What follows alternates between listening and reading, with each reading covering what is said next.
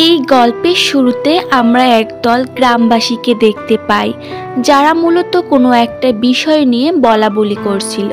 হ্যাঁ ভিউয়ার্স, তারা এই বৃদ্ধ মহিলাটিকে নিয়েই বলাবলি করছিল। এই বৃদ্ধা মহিলাটির নাম ছিল সেতারা বেগম। এই ছোট কুটিরে সে একাই জীবনযাপন করত।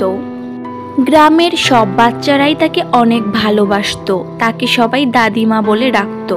সেতারা বেগম গ্রামের বাচ্চাদেরকে অনেক ভালোবাসতো, তাদেরকে সে নিজের সন্তানের চোখে দেখত।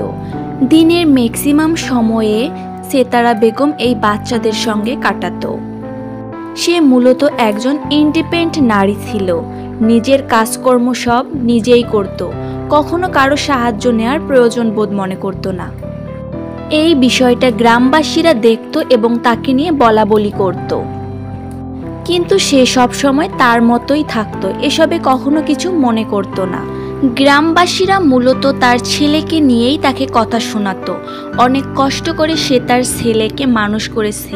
সে আজ দেশের একজন বড় সায়েন্টিস্ট, কিন্তু তার মাকে দেওয়ার মতন সময় তার কাছে ছিল না। বাবা মারা যাওয়া এই ছেলেটিকে তার মা একাই মানুষ করেছে এবং এত বড় সায়েন্টিস্ট বানিয়েছে, কিন্তু সে এসবের কোনো ধারই ধারত না। অন্যদিকে তার মা এই বিষয়ে কোনো মাথা ঘামাতো না, সে নিজের মতোই তার জীবনযাপন করত। হঠাৎ একদিন সেতারা বেগম অনেক অসুস্থ হয়ে পড়ে। তার দেখভাল করার মতো কেউই ছিল না। সে একা একা অনেক কষ্ট পাচ্ছিল।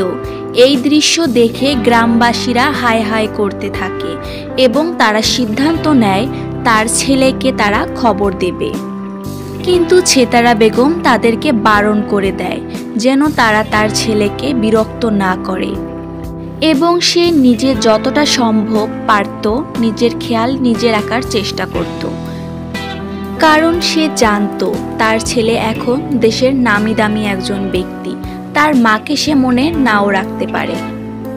কিন্তু একদিন রাতে তার ছেলে রাতের আধারে চুপি সারে তার সঙ্গে দেখা করতে আসে, যেন গ্রামের কেউ জানতে না পারে। সেতারা বেগম তার ছেলেকে দেখে মৃদু হাসে এবং সেখানেই মৃত্যুবরণ করে। এই দৃশ্য দেখার পর তার ছেলে বুঝতে পারে মূলত তার মা তার জন্যই জীবিত ছিল। তাকে একটা নজর দেখার জন্য কতই না কষ্ট করতে হয়েছে তার মাকে।